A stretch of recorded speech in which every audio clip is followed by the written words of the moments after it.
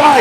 আমরা বিচ্ছিন্ন চাই না, আর বিচ্ছিন্ন চাই না, একসাথে লড়তে চাই, একসাথে মরতে চাই। বলেন বলেন, একসাথে লড়তে চাই, একসাথে মরতে চাই।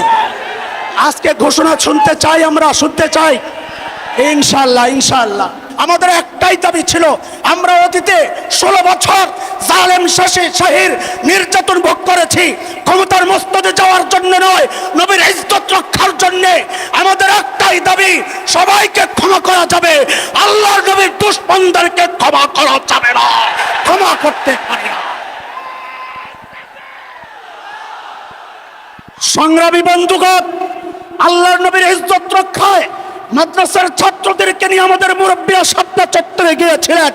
ফ্যাসিস্ট হাসিনা আমাদের বুকে গুলি করে ঝাঁঝরা করেছিল, তাদেরকে আমরা ক্ষমা করব না। আল্লাহর কসম খায়া বলি, তোমরা উলামায়ে দেওবন্দের ইতিহাস জানো না। উলামায়ে দেওবন্দের রক্ত যখন এই উপমহাদেশের জমিনে স্পর্শ করেছিল, ব্রিটিশ লাল কুত্তারা পালাতে বাধ্য হয়েছিল। উলামায়ে দেওবন্দের রক্ত যখন আফগানিস্তানের জমিনে স্পর্শ করেছিল, রাশিয়ান শেখ ভল্লুকেরা পালাতে বাধ্য হয়েছিল। উলামায়ে দেওবন্দের রক্ত সাম্প্রতিক কালে যখন আফগানিস্তানের জমিনে স্পর্শ করেছে, নেটো আমেরিকার লাল কুত্তারা লেজ গুটায়া পালাতে বাধ্য হয়েছে। আমাদের এই জমিনে এই দেশের উলামাদের রক্ত যখন ঝরেছে, আমরা দেখেছি ফ্যাসিস্ট হাসিনা তার দলবল রে পালাতে বাধ্য হয়েছে, পালাতে বাধ্য হয়েছে। ভারতের পররাষ্ট্রমন্ত্রী স্বরাষ্ট্রমন্ত্রীদের পক্ষ থেকে সৈন্যদেরকে সতর্ক করা হয়েছে, তোমরা প্রস্তুত থাকো। আমরা ভয় পাই নাই, আমরা ওয়েলকাম জানাই। আসো, অপেক্ষা আছে, একবার আসো। তোমাদের পূর্বপুরুষরা পালাতে পেরেছিল। যদি আমার মানচিত্র আক্রান্ত হয়, যদি কালিমা আক্রান্ত হয়, যদি মসজিদ মাদ্রাসা আক্রান্ত হয়, আল্লাহর কসম একটাকে পালাতে দেওয়া হবে না, পালাতে দেওয়া হবে না।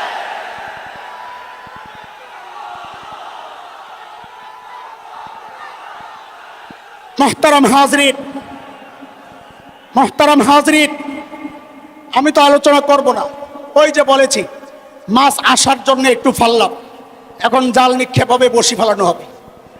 কিন্তু তার আগে ওই যে কিছু ফেলাইছি, যে বসি কিনতে হয়েছে, জাল কিনতে হয়েছে, তো এখন আমাদের কিছু টাকা পয়সার শর্ট আছে। সোজা বাংলায় বলি, আমাদের ভলান্টিয়াররা আছেন, আমাদের বড় ভাইরা আমাদেরকে বলেছেন যে ভলান্টিয়াররা আপনাদের কাছে যাবে,